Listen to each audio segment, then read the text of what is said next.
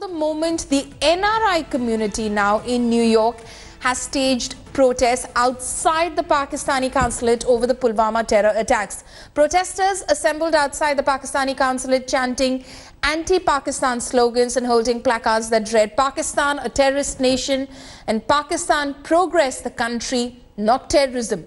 On Friday, the Indian diaspora had staged protests outside the Pakistani consulate in Chicago. The Overseas Friends of BJP US was among the groups that participated in the protests. Indian communities across the United States have been holding protest marches denouncing the role of Pakistan in the cowardly act.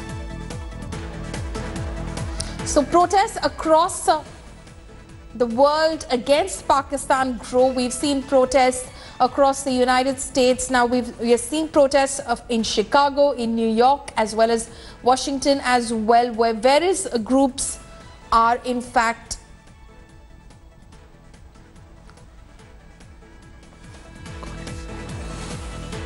okay. My colleague Gaurav Sawant is still with me from Srinagar. Gaurav, as we were discussing, the global isolation of Pakistan continues at various stages and various fora that India is trying in terms of a multi-pronged approach, as you put out, to isolate Pakistan. And now these protests also embarrassing Pakistan on the world stage. Various groups protesting outside Pakistani consulates in New York, in Chicago, and other countries as well, like the United Kingdom.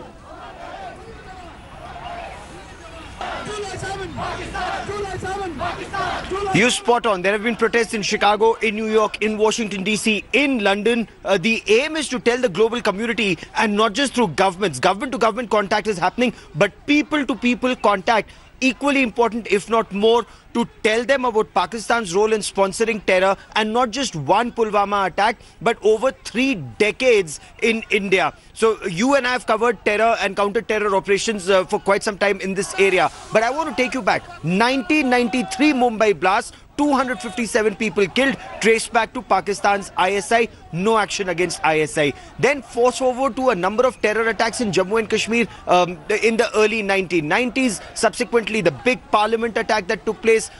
We've had war, we've had the JNK assembly attack, we've had 26/11, we've had Zaveri Bazaar terror attack, we've had German bakery terror attack, we've had a terror attack in Ahmedabad, where in 2008, where 57 people were killed.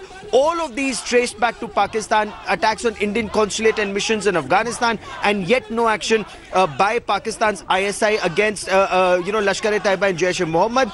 Now you have other countries joining in. And what is extremely significant at this point of time, Pulwama, the Financial Action Task Force has given Pakistan, a deadline till May 2019 to take action against Lashkar-e-Taiba, Jaish-e-Mohammed, Al-Qaeda, Haqqani Network, and the Taliban. Not only that, they've also said it cannot be some farzi, government action. It has to be legal action followed up in a court of law. Legal framework has to be followed, and that is where Pakistan has fallen foul.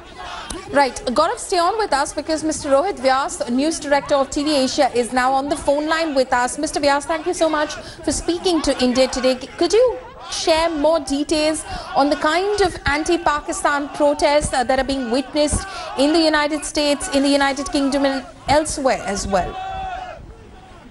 Yeah, absolutely. First of all, greetings to all the viewers, and thank you for reaching out to me. It's a pleasure to be on your show. Yes, there have been. I'll tell you what. In the 40+ years that I have been covering the Indian American community, and as a matter of fact, the entire diaspora in North America and around the world, this is the first time I've seen such huge protests. And I think what has happened is that it's touched a nerve among Indians, the Indian diaspora around the world. They feel now enough is enough. The 40+ soldiers, who lost their lives in this suicide attack claimed by Jaish-e-Mohammed, the Pakistan-based terror group, and just seems to have hurt the community so deeply. They feel like this was their family member who has gone, and that's why this groundswell of protests. And I'm telling you, I have never seen, I was outside the Pakistani consulate in New York City. I have never seen so many hundreds of Indian Americans gather for a protest. I think this is just really hit everybody in a shocking way. Right. Mr. Vyas, thank you so much for all of those details. Gaurav, obviously, like Mr. Vyas was pointing out, coming across to you now, these are unprecedented protests. Like he was pointing out, he's not seen such protests and such a groundswell of people just coming out, protesting outside the Pakistani consulate. Those visuals that we're showing to our viewers on our screens as well. The number of people that have stepped out, very embarrassing globally for Pakistan.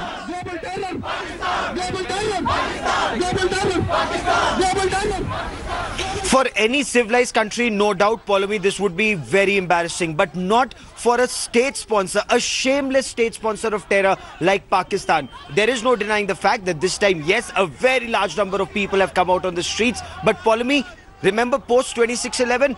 Again, Pakistan was named and shamed. Pakistan initiated an investigation by its Federal Investigation Agency. They registered an FIR. A detailed investigation was carried out. 7 people were taken into custody. Hafiz Saeed was put under house arrest. Others were put in jail. But in jail, you had Lashkar-e-Taiba terrorists giving birth to children. The 7 people who were arrested, that case still hasn't progressed. Pakistan also succeeded in tracing where that Yamaha engine came from, that dinghy boat that was used by the Pakistani terrorists to attack Mumbai. So, even in the past, Pakistan has been completely exposed with evidence about the involvement of Pakistani state actors, non-state actors, and unfortunately Pakistan is so shameless that it brazenly glosses over all these things. It just rides the storm because world pressure a bit.